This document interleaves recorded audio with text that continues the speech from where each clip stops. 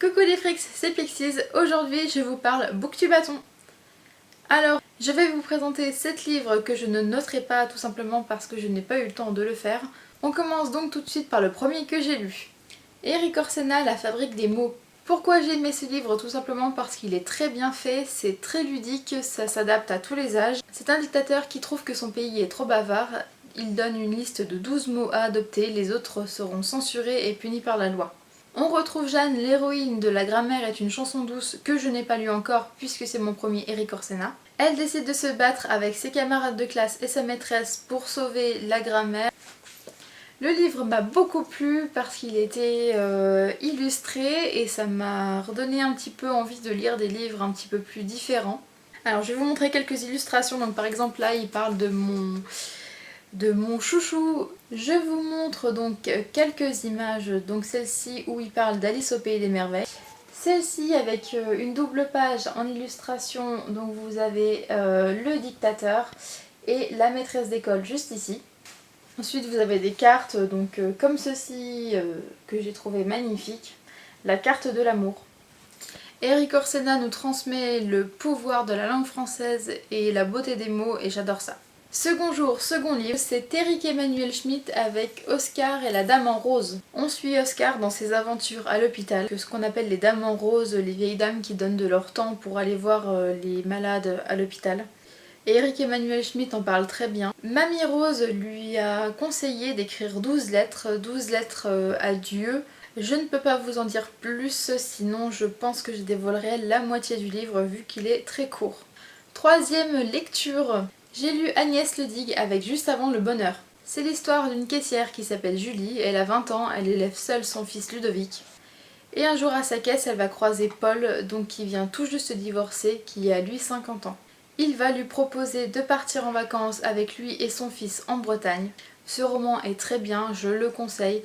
Par contre, prévoyez une boîte de mouchoirs parce que c'est très triste et j'ai pleuré une bonne partie du livre. C'est un livre assez populaire et je ne voulais pas le lire à cause de sa popularité.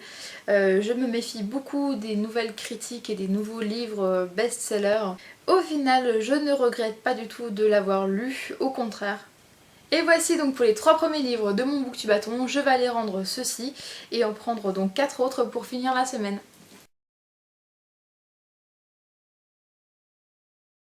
Mon Booktubaton est maintenant terminé, je vais vous présenter les 5 derniers livres que j'ai lus.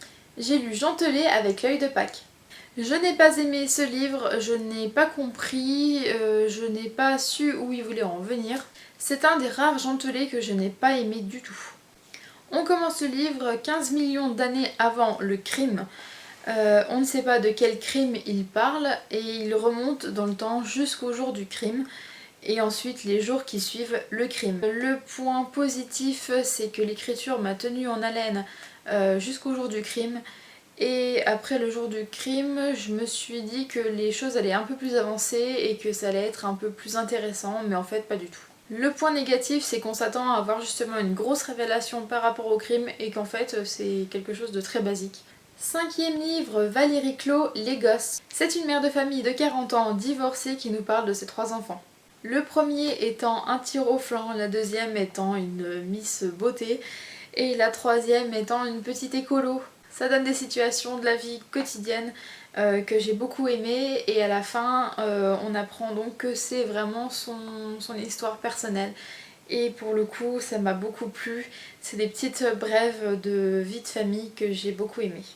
Le petit plus, c'est l'écriture qui se divise en petits paragraphes, vous pouvez reprendre et arrêter la lecture où vous voulez.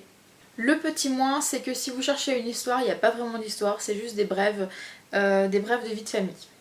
6e livre, j'ai lu Lettre d'une inconnue, suivi de La ruelle au clair de lune de Stefan Zweig.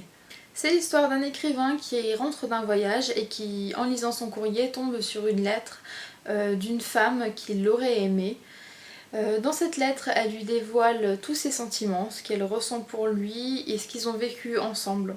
L'écriture était très jolie, malgré tout assez basique. Le petit plus, c'est que les histoires de correspondance m'intéressent beaucoup. Le petit moins, c'est la deuxième partie, La ruelle au clair de lune, qui m'a beaucoup moins plu. Ça traite aussi de l'amour, de l'incompréhension, mais pas de la même manière, donc j'ai moins aimé. En 7e livre, j'ai lu La mémoire des murs de Tatiana Deroney. C'est l'histoire d'une femme qui emménage dans un nouvel appartement, elle vient juste de se séparer de son conjoint.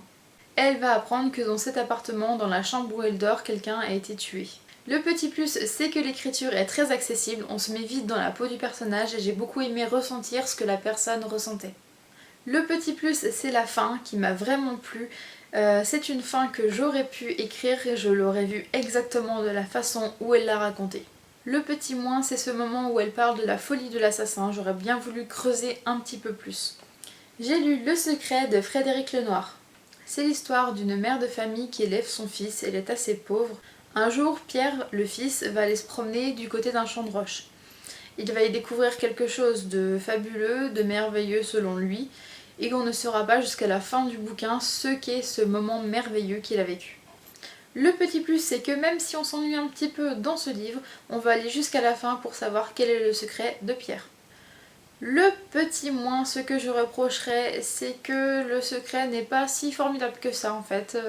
Je ne vous dévoilerai pas ce que c'est, mais j'ai été très déçue. Mon BookTubeathon est moyennement réussi puisque j'ai lu 8 livres, donc un de plus que ce qui est demandé, mais je les ai lus en 10 jours. En dehors de ça, si les livres vous ont plu, laissez-moi un commentaire, dites-moi ce que vous en avez pensé, et on se retrouve donc à la fin du mois pour vous donner les notes de ces lectures. En attendant, je vous souhaite une bonne semaine et à bientôt!